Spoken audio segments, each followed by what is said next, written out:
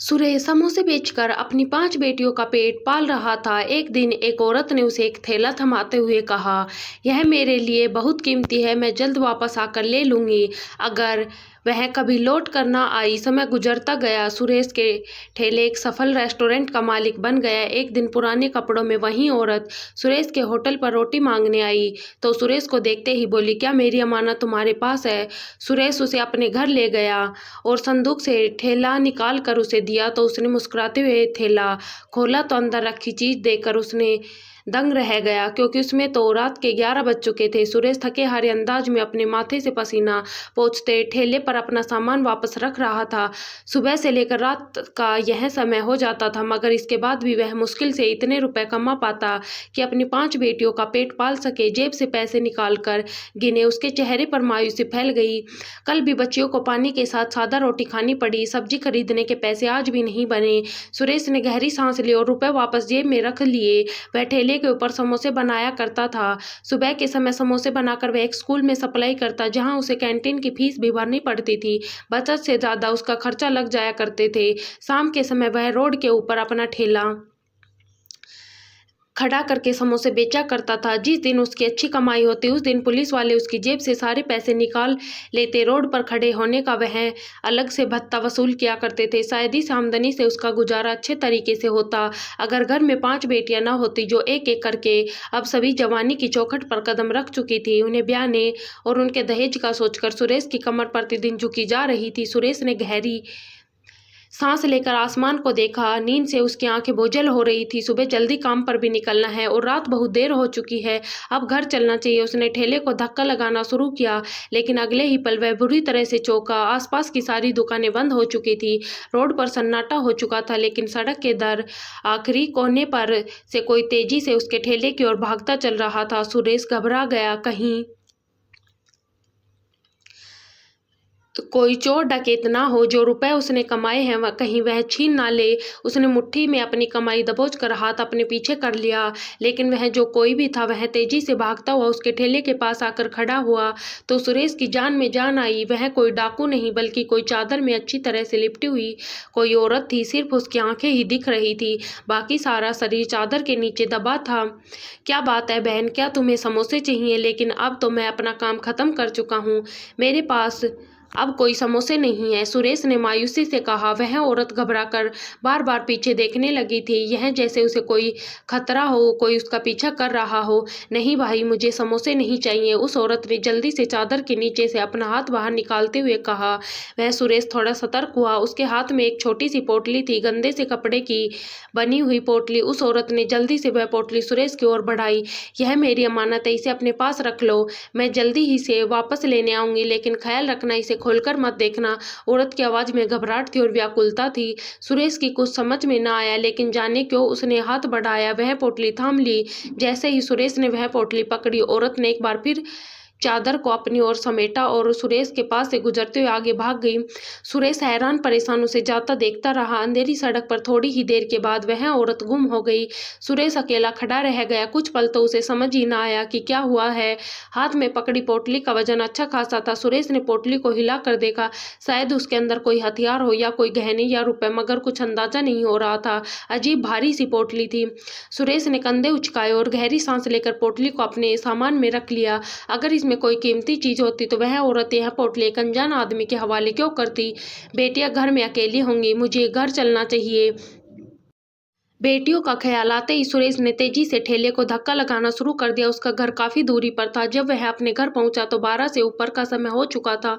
उसकी बड़ी दोनों बेटियां जाग रही थी। पापा, आज खाना नहीं बना, लकड़ियां खत्म हो गई थी, जिस कारण से चूल्हा नहीं जल पाया। मैं पड़ोसन के घर आटा लेकर गई थी, लेकिन उसने कहा कि उसकी सिलेंडर में गैस खत्म हो गई है, उसने हमें खाना नहीं बनाने दिया, बड़ी बेटी ने परेशानी से कहा। तो सुरेश गहरी सांस लेकर रह गया। खुद वह सुबह का भूखा था, लेकिन बेटियां भी सारा दिन भूखी ही रही थी। इस बात ने उसे परेशान कर दिया। चिंता मत करो, मैं सुबह काम पर जाने से पहले लकड़ियां लाकर रख दूंगा, सुरेश ने कहा और सोने के लिए लेट गया। अचानक उसे याद आया कि ठेले के ऊपर रखे सामान में वह पोटली पड़ी हुई थी। वह घबरा कर उठ खड़ा हुआ। पोटली में जो कुछ भी था वह उस औरत की अमानत थी। शायद वह औरत कल वापस आकर इसे ले आ जाए। सुरेश ने पोटली उठाई और बेध्यानी से अंदर ले जाकर एक पुराने से संदूक में रख दी। वह इतना थका हुआ था कि जैसे ही चारपाई पर लेटा और सो गया। सुबह वह अपने समय से पहले उठ गया। लकड़ियां लाकर उसने घर में बेटी के हवाले की और खुद समोसे बनाने का सारा सामान लेकर घर से निकल गया। स्कूल पहुंचने तक उसकी आंखें नींद के मारे लाल हो चुकी थी। कुछ कल रात वह देर से सोया था और आज उसकी तबीयत भी खराब थी। मगर स्कूल पहुंचते एक बुरी खबर उसका इंतजार कर रही थी। कैंटीन में जिस जगह बैठकर वह अपने समोसे बेचा करता था वहां आज कोई और आदमी बैठा है और जल्दी जल्दी समोसे बनाकर बच्चों को बेच रहा था। सुरेश हैरान रह गए। भाई, आप यहाँ क्यों बैठे हो? यह तो मेरी जगह है, उसने घबराकर कहा। तो सामने बैठे आदमी ने गुस्से में कहा, स्कूल की मैडम ने यह जगह मेरे नाम कर दी है। आज से मैं कैंटीन में समोसे बेचा करूंगा। तुम अपना ठिकाना कहीं और ले। स्कूल के बच्चों ने शिकायत किया कि तेरे समोसे से उन्हें पेट में दर्द होता है, उस आदमी ने कहा। तो आसपास खड़े बच्चे जोर जोर से हंसने लगे। उन्हें क्या फर्क पड़ता था कि समोसे कौन बेच रहा है, उन्हें तो बस समोसे चाहिए थे। सुरेश की आंखों में आंसू आने लगे। उसकी कमाई पहले ही कम थी और अब इसमें भी कटौती हो रही थी। वह जल्दी से अपना समोसे वाला थाल सर पर उठाए मैडम के ऑफिस में चला। सुरेश को देखते ही अंदर बैठी फैशनेबल मैडम के चेहरे पर घृणा फैल गई। कहने अंदाज घुसे चले आ रहे हो, अभी अभी तो सफाई करवाई है और दरवाजा ठीक से बंद करो। सारी ऐसी कि ठंडक बाहर जा रही है। पता भी है बिजली का बिल कितना ज़्यादा आता है, मैडम ने गुस्से से कहा। तो सुरेश की आंखों में आंसू आने लगे। उसे समझ नहीं आ रहा था कि बैठे बैठे स्कूल वालों को क्या हो गया है कि उसके पेट पर लात मार रहे हैं। लेकिन आखिर उसने हिम्मत करके पूछ ही लिया, मैडम जी, कैंटीन में मेरे समोसे बेचने वाली जगह पर कोई और आदमी बैठा है, जबकि रोज तो मैं यह काम करता हूँ। मेरी 5 बेटियां हैं, उनकी परवरिश करना मेरी जिम्मेवारी है। अगर आप मेरा काम बंद करवा देंगे तो मैं उनकी देखभाल कैसे करूँगा? सुरेश की आवाज़ आंसू में डूबी हुई थी, लेकिन मैडम के माथे पर बल पड़ गया। वह मेरा भांजा है और उसे काम की जरूरत है, इसलिए मैंने उसे वहां बिठा दिया। वैसे भी तुम्हारे समोसे अच्छे भी नहीं होते, तुम खुद भी अपनी सफाई का ख्याल नहीं रखते। मुझे तो तुम्हें देखकर ही घिन आ रही है। ना जाने तुम कैसे गंदे तरीके से समोसे बनाते होंगे। दुनिया में और भी कई जगह है, कहीं पर भी अपना ठेला लगा लो, तुम्हें क्या फर्क पड़ेगा? अब यहाँ से जाओ, मेरे काम करने का समय हो रहा है। मैडम ने गुस्से से उसे उठने का इशारा किया। तो सुरेश ने बड़ी मुश्किल से कहा, लेकिन मैडम, मैंने जो किराया दिया था वह तो मुझे वापस कर दे। सुरेश की बात पर मैडम ने बोला, कोई किराया वापस नहीं होगा। सुरेश को कुछ कहना था, लेकिन वहां उसकी बात कोई नहीं सुनने वाला था। अपना थाल उठाकर स्कूल से बाहर निकल आया। थाल उठाकर आंखों में आंसू आ रहे थे। आज तो वह सोच कर आया था कि अच्छा लेकर जाएगा। अब उसकी सबसे छोटी बेटी ने फरमाइश की थी कि पिछले महीने से उन्होंने पनीर नहीं खाया, लेकिन सुरेश को अंदाजा हो रहा था कि आज रात तो मुश्किल से इतने पैसे ही मिलेंगे कि वह लोग एक आधी रोटी का आटा खरीद सके। सुरेश अपने समोसे का थाल सर पर उठाए ऊंची ऊंची आवाज लगाने लगा। 1-2 समोसे बिके भी, लेकिन जब वह एक बिजी रोड पर निकल आया तो लोगों की रुचि उसके समोसे में बढ़ने लगी। सुरेश को थोड़ा हौसला हुआ कि शायद आज अच्छी कमाई हो जाए। वह एक जगह खड़ा हुआ ही था कि अचानक किसी ने आकर उसे पीछे से दबोच लिया। सरकारी जमीन पर खड़े होकर दुकान चलाता है, कोई जगह तो छोड़ दो। भिखमंगो नए नए तरीके अपना लिए हैं, तुझे पता नहीं? यहाँ खड़े होकर अगर धंधा करना है तो पुलिस को भत्ता देना पड़ता है। चल पैसे निकाल। सुरेश घबराकर मुड़ा तो पीछे एक मोटी तोंद वाला पुलिस हवलदार खड़ा था। साहब, मेरे पास पैसे नहीं है, मैं तो सुबह से निकला हूँ, पर अभी तक 2-4 समोसे ही बिके हैं, सुरेश ने घबरा कर कहा। मगर पुलिस वाला उसकी जेबों की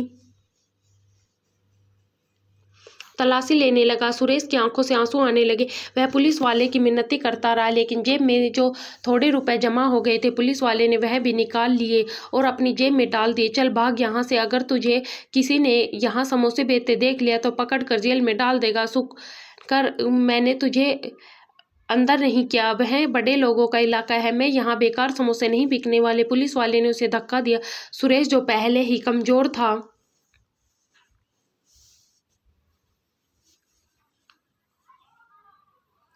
सुरेश जो पहले ही गरीबी और कमजोरी का मरा हुआ था, अपना संतुलन न बनाए रख सका और जमीन पर जा गिरा। उसके गिरते ही सर पर रखे समोसे का थाल भी जमीन पर गिरा और उसकी मेहनत से बनाए गए सारे समोसे मिट्टी में सन गए। अपनी चोटों की कोई चिंता नहीं थी। वह घबरा कर उसने जल्दी से समोसे उठकर वापस थाल में रखना शुरू किया, लेकिन वह सब के सब मिट्टी से खराब हो चुके थे। सुरेश का जी चाहा कि वह फुट फुट कर रोने लगे। उसका बड़ा नुकसान हो गया था। समोसे बनाने पर जो लागत आई थी उसका प्रॉफिट मिलना तो दूर लगाए, रुपए भी बर्बाद हो गए थे। बेटियों के चेहरे उसकी आंखों के आगे घूमने लगे। वह यूं ही अपना मिट्टी से सने समोसे का थाल उठाकर घर वापस आ गया। ठेला जिस जगह वह लगाता था वहां की अनुमति शाम के समय की थी। इससे पहले वह वहां ठेला नहीं ले जा सकता था। वह यूं ही चुपचाप आकर चारपाई पर लेट गया। क्या बात है पापा, आपकी तबीयत ठीक नहीं? बड़ी वाली बेटी ने आकर पानी का गिलास उसे थमाया तो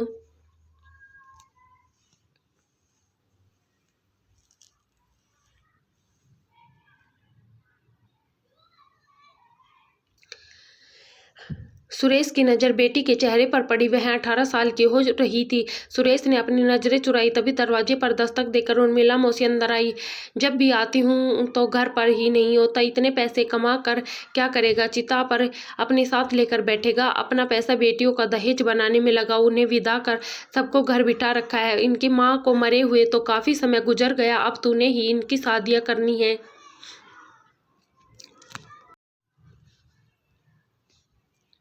उर्मिला मौसी आते ही बोलना शुरू हुई। सुरेश पटा गया। क्या मतलब है मौसी, ऐसी बातें क्यों कर रही है? सुरेश ने पूछा तो उर्मिला मौसी सीधी होकर बैठ गई। एक रिश्ता लेकर आई हूँ, लड़का किसी ऑफिस में कल रखा है। तेरी बड़ी बेटी के भाग्य खुल जाएंगे, लेकिन उन लोगों को दहेज में फ्रिज, टीवी ऐसी सब चाहिए। बल्कि वह लोग तो गाड़ी भी मांग रहे थे।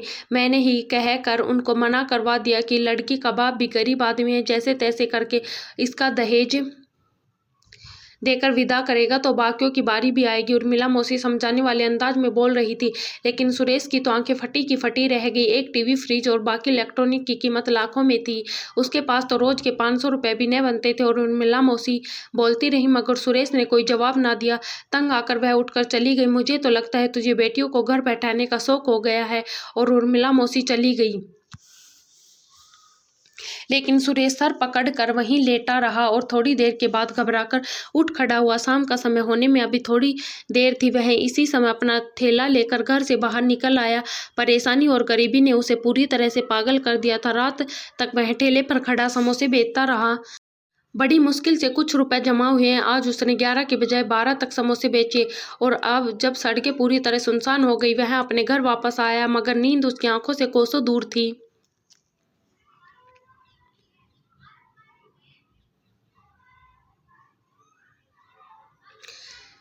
अगले दिन वह अपना ठेला लेकर अपनी जगह पर पहुंचा तो यह देखकर उसकी आंखें फटी की फटी रह गई कि पुलिस वालों का एक ग्रुप पहले से ही वहां पर खड़ा था और जो कुछ ठेले फल वालों के वहां खड़े थे, एक के बाद एक पुलिस वाले लोग उल्टे जा रहे थे। सरकार की जगह पर ठेला खड़ा करने की अनुमति नहीं है। सबको पकड़ कर वहां से धक्के देकर निकाल रहे थे। जल्दी वह लोग सुरेश के ठेले तक भी चले आए। सुरेश ने तो अभी तक अपना सामान भी सेट न किया था। चल बुड्ढे, यहाँ से अपना यह फटीचा ठेला और कहीं जाकर लगा, यहाँ पर रोड बनने वाला है, पुलिस वाले ने कहा तो सुरेश घबरा गया। अगर ठेले की यह जगह छिन जाती तो उसके घर में खाने के लाले पड़ जाते। सुरेश ने दोनों हाथ पुलिस वालों के सामने जोड़ दिए। भगवान के लिए साहब, मेरी 5 बेटियां हैं, वह भूखी मर जाएंगी। मैं इसके सिवा और कहाँ ठेला लगाऊंगा?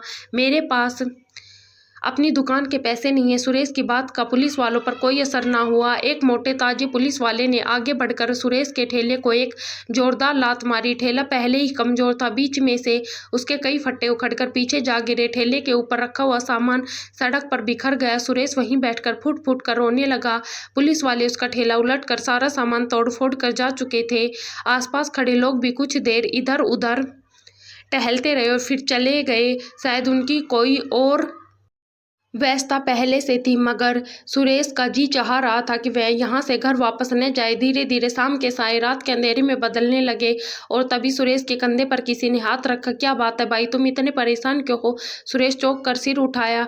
वह एक सेठ आदमी था जिसने महंगे कपड़े पहन रखे थे। सुरेश को इस समय किसी चमत्कार की जरूरत थी।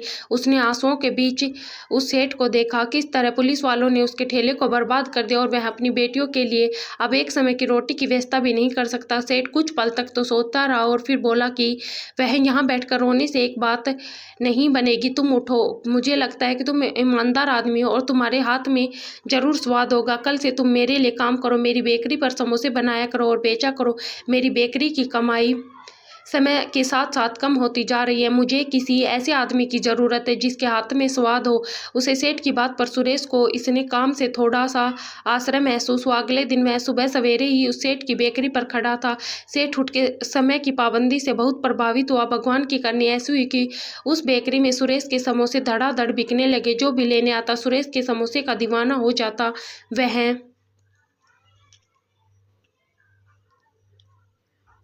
बेकरी जो पहले बंद होने के करीब थी, धीरे धीरे वहां ग्राहक की संख्या बढ़ने लगी।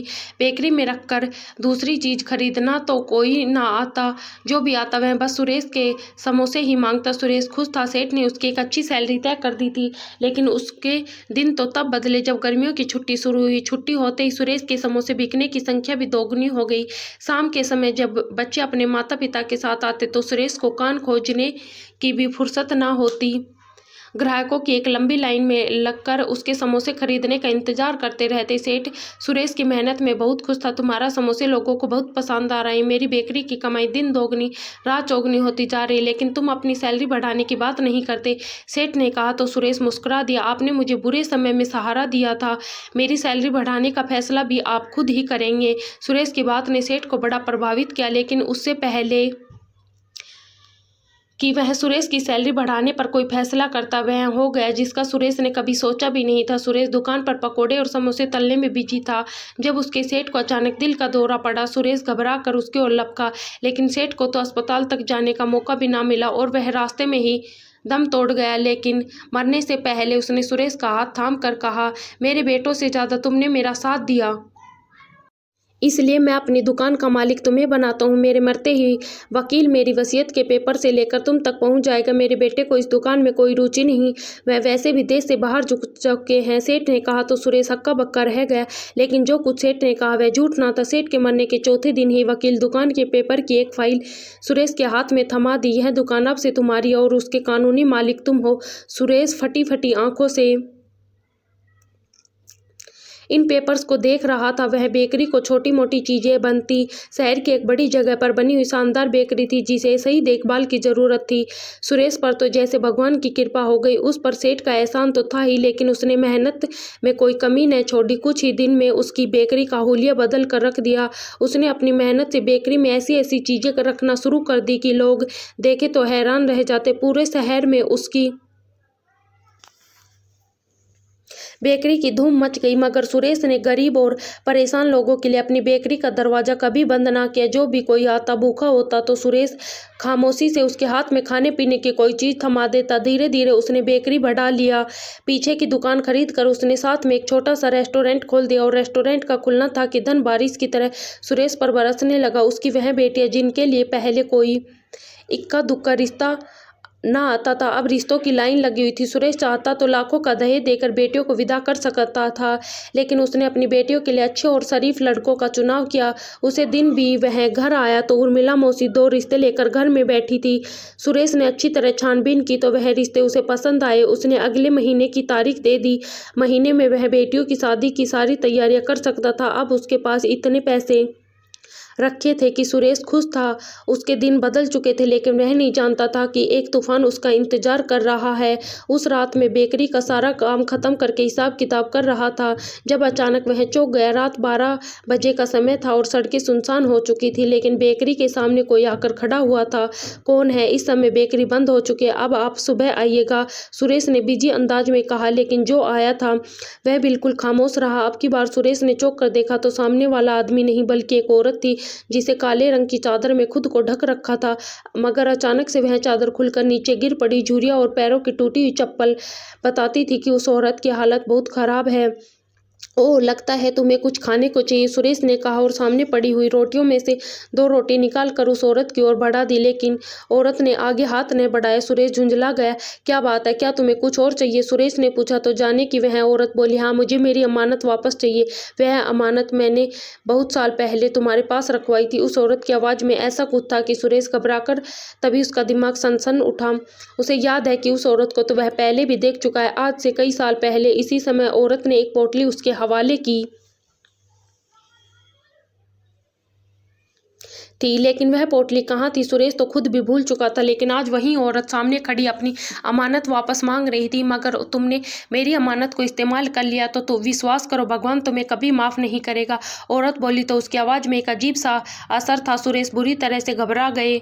नहीं, मेरे साथ आओ, मुझे विश्वास है कि तुम्हारी अमानत मेरे घर में ही होगी, सुरेश ने अजीब से लहजे में कहा और दुकान से बाहर निकल आया और गाड़ी में बैठकर अपने घर की ओर चल पड़ा। वह बूढ़ी औरत भी उसके साथ थी। जब वह घर पहुंचा तो उसकी बेटियां सो चुकी थी। वह जल्दी से लपक कर पुराने कमरे में गया, जहां कबाड़ के अंदर वही संदूक पड़ा था जहां उसने सालों पहले वह पोटली फेंकी थी। सुरेश को पसीने आ रहे थे, मगर आज यहाँ वह पोटली ना मिली तो वह उस औरत की नज़र में चोर बन जाएगा। उसने अंधाधुन आगे बढ़कर वह संदूक खोल थोड़ी चीज़ हटाने के बाद अचानक उसके नज़र पोटली पर पड़ी। संदूक के कोने में वह पुरानी सी पोटली पड़ी हुई थी। उस पर मिट्टी की एक परत जमी हुई थी और वह पहले से भी खराब हालत में नजर आ रही थी।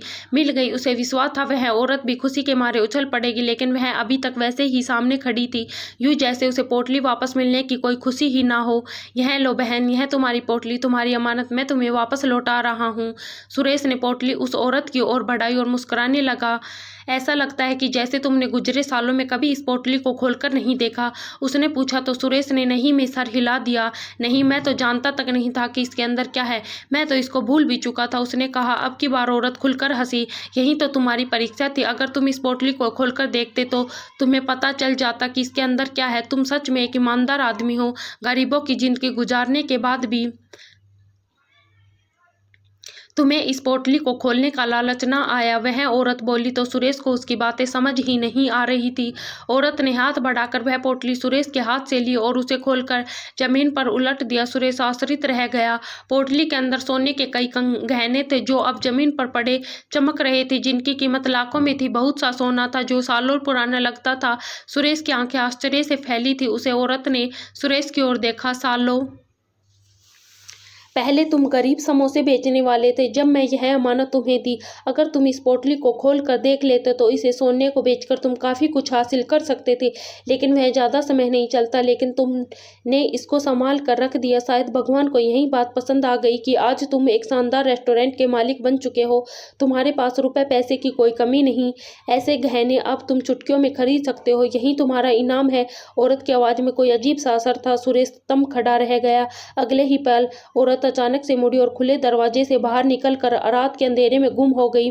सुरेश अपनी जगह खड़ा रह गया। बड़ी देर बाद उसके होश बाहर हुए तो उसने देखा सोना जमीन पर पड़ा चमक रहा था। वह औरत उसे देख कर, जिसका साफ मतलब था कि यह उसका हो चुका है। सुरेश को विश्वास आ गया कि सालों पहले उसने अमानत को संभाल कर जो अच्छाई की थी, भगवान को उसकी यह बात बहुत पसंद आई थी और आज उसे एक और इनाम मिला। सुरेश के नीचे बढ़कर सारा सोना समेटा और पोटली में रख लिया। अगले महीने होने वाली बेटी की शादी के लिए अब उसे गहने बनवाने की भी जरूरत नहीं थी। यह उसकी ईमानदारी का इनाम था।